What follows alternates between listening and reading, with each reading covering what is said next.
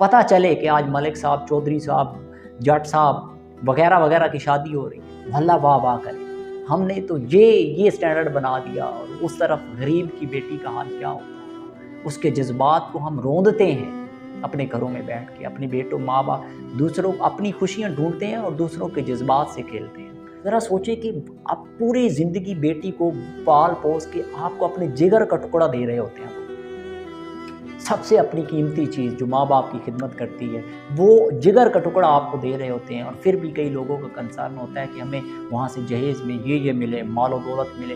कई लोगों की डिमांड्स होती हैं, ऐसे लोग भी मौजूद हैं माशरे में जो डिमांड करते हैं, गाड़ी चाहिए, बाइक चाहिए, बंगला चाहिए वगैरह वगैरह। लोग डिमांड करते हैं बेशर्मों की तरह, बेगैरतों की तरह मैं कहूँगा। मतलब कोई बाल लेने देने वाली नहीं है। लानती ऐसे लोग मर्द कहलाने के काबिल नहीं है जो लोग ऐसी डिमांड्स करते हैं। उस गरीब माँ बाप ने पूरी ज़िंदगी पाल पोस के तुम्हें बड़ा करके दिया, अपने जिगर का टुकड़ा तुम्हें दे रहे हैं। शरीयत दीन ने कहाँ पे लिखा है तुम पूरी ज़िंदगी मर्द कहलाने के काबिल नहीं बनते। हम पूरी ज़िंदगी, वो जहेज़ आता है, सारा सामान, पूरी ज़िंदगी की ज़रूरतें, दीन इस्लाम तो ये कहता है तुम्हें कि औरत को दे रहे हो, जिगर का टुकड़ा दे रहे हो तुम्हें, तो तुमने उसकी ज़िंदगी की हर ज़रूरत, हर सहूलत, हर चीज़ को पूरा करना है।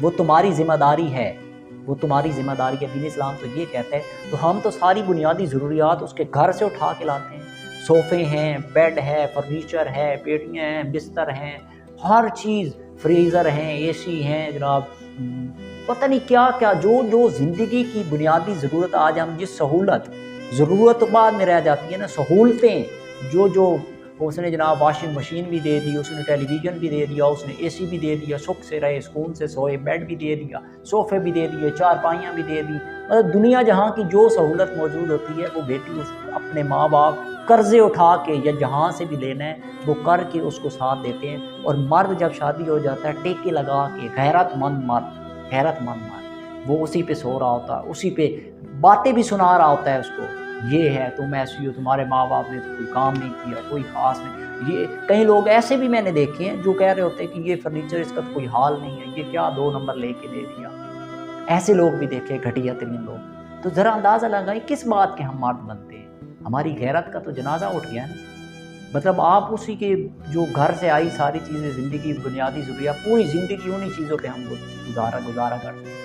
तो ये काम तो मर्द ने करना था। काश हमारी सोसाइटी ये बात समझ जाए। मैं माँ बाप से दरख्वास्त करूँगा, जो मेरी वीडियो को सुने, मैं उनसे दरख्वास्त करूँगा अपनी ज़िंदगी में ये कमिटमेंट कर लें अपने आप से, भी हो जाए, चाहे हमारे पास कोई सोर्स कुछ भी नहीं है, जो वसाइल हैं उसी के अंदर, इसी तरह जो दीन इस्लाम ने हमें असूल दिया, ज़ाब्ता दिया, उसी के मुताबिक शादी करनी है। और जहेज़ नहीं देना, इस लानत को कबूल नहीं करना, अल्लाह और उसके रसूल की बात को मानना है, मुआशरे सोसाइटी के स्टैंडर्ड पे नहीं चलना।